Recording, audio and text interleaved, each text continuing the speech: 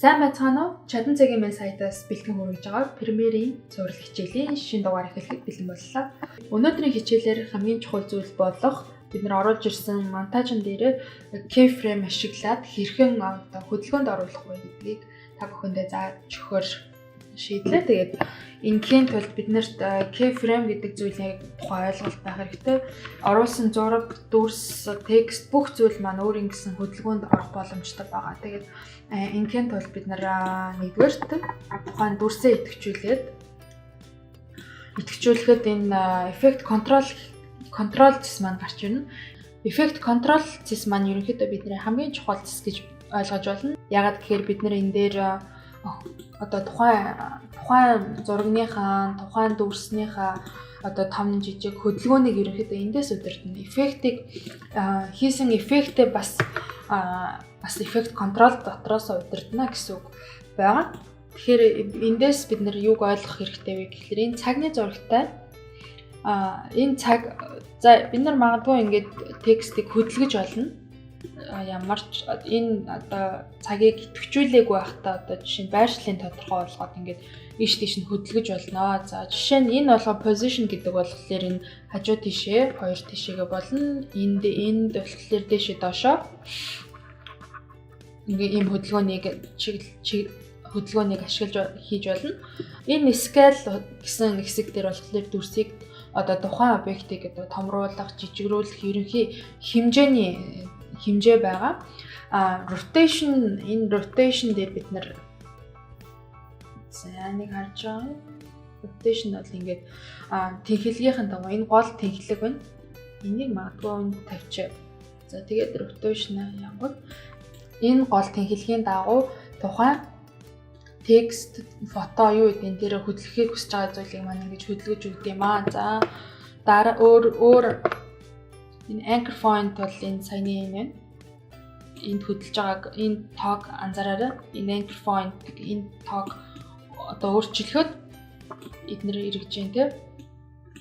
Энэ opacity хэсэг болохоор тухайн видеоны, зурагны одоо бидний харуулахыг хүсэж байгаа тэр объектын одоо тодрол гэх юм уу одоо тод харагдах уу, гүн харагдах уу, харагдахгүй байх уу, харагдахгүй байж байгаа харагдах ёстой юу гэх мэтчлэн эдгээрийг эндээс тохируулж болдог. За энэ бол Photoshop-тай адилхан.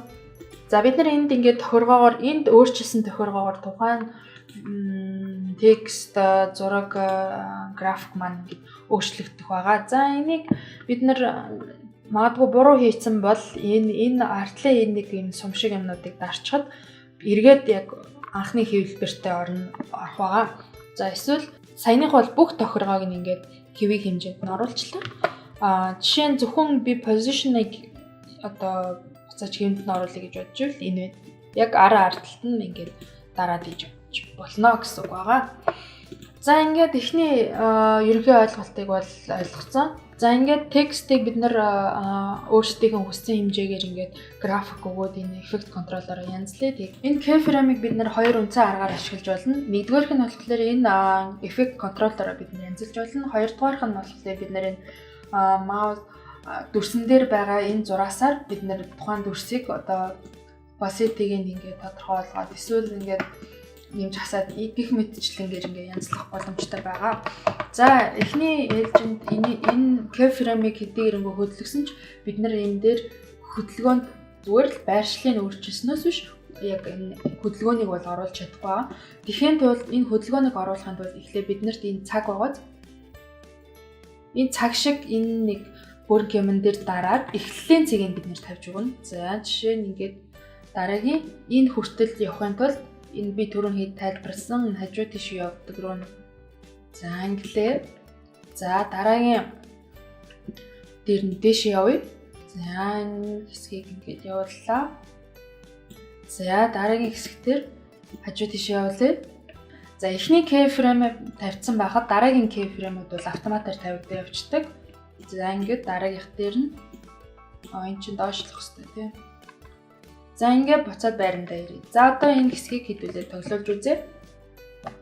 За энэ бол маш хурдан байна. Тэгэхээр бид нар хоорондын зайгаар нь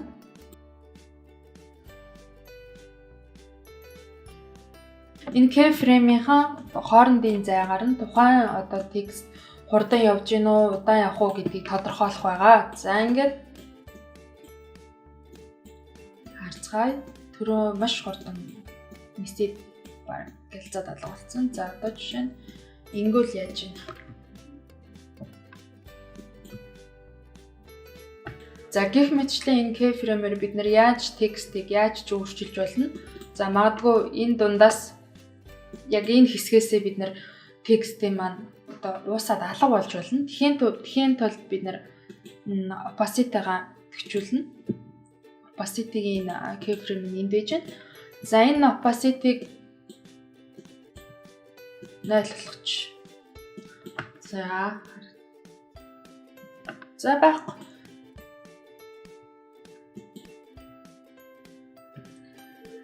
Уул шугамдаа бол энэ хүртэл яваад идэг. Гэтэл opacity-гаар нь энэ. За тэгвэл keyframe-ийг тэмдэглэж агаад 100 болгоч. За энэ дунд арилж байгааг та харсан бах. Энэ хэсэг дээр ингээд бүдгрээд гараад ирж байна. За энэ keyframe-ийг ерөнхийдөө зураг оруулж Premiere дээр ажиллаж болох бүхэл файлууд дээр ашиглах боломжтой. Зураг, текст гэх мэтчлэн бүгдэн дээр нь ашиглах боломжтой байгаа. Ер нь энэ keyframe-ээр энэ effect controller Premiere дээрх бүх график, бүх текст, бүх эвлүүлэг монтаж хийгддэм маа гэж хэлэхэд бас нэг хол зүрхгүй баг.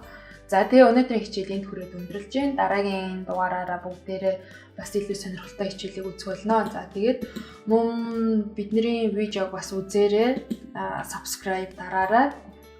Тэгээ илүү сонирхолтой бичлэгүүдийг бас хүлээж авах боломжтой шүү. За ингээд дараагийн дугаараар уулзлаа, баяртай.